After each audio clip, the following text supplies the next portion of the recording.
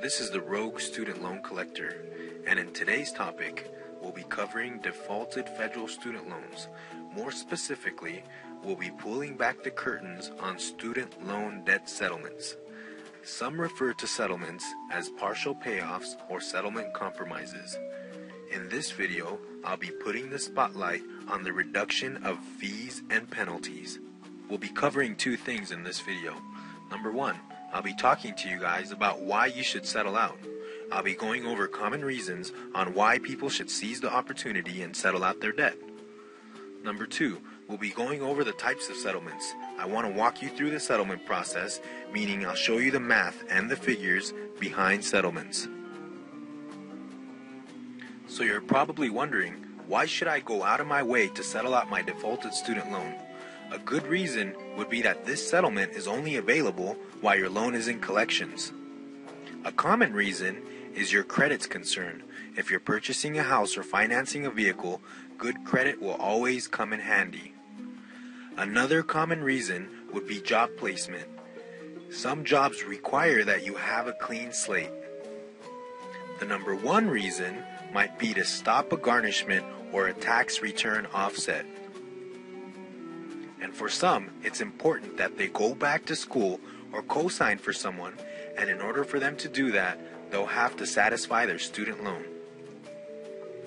Whatever the reason might be, per the contractual agreement, the balance is due in full. If your student loan is in default, your balance is due, and since this settlement option is available, why not accept the biggest discount? When it comes to settlements, there's more than 3 options. But in this video, we'll talk about the 3 standard settlement types. Number 1 is the principal and interest only option. Number 2 is the principal and 50% interest option. And number 3 would be 90% of the principal and interest. We'll start with number 1. For demonstration's sake, let's say that the principal and interest is $10,000. Since the collection fees are calculated at 24% of the principal and interest, the fees would come out to $2,400. This would make the balance $12,400. Since the settlement is principal and interest only, the balance of $12,400 will be satisfied by paying $10,000. Considering that the balance is $12,400, a settlement of $10,000 is pretty fair.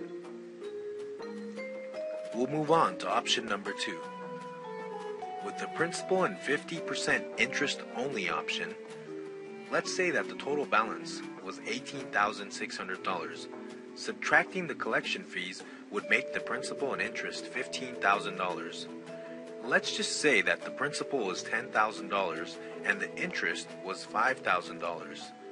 Obviously, if we chop the interest in half, it would come out to $2,500. Now, with the principal and 50% interest option, the settlement would end up being $12,500. Now, that's a pretty good discount. The total balance of $18,600 could be satisfied and settled by paying $12,500.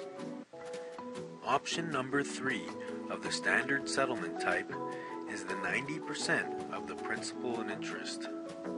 So for this demonstration, let's say that the total balance is $12,400. If we minus the collection fees off of the balance, the principal and the interest would be $10,000. If we chop 10% off of this $10,000, the settlement would come out to be $9,000.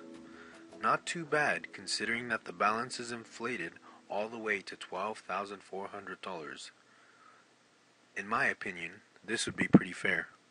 In my next video, we'll be talking about the forbidden settlement and the discretionary settlement.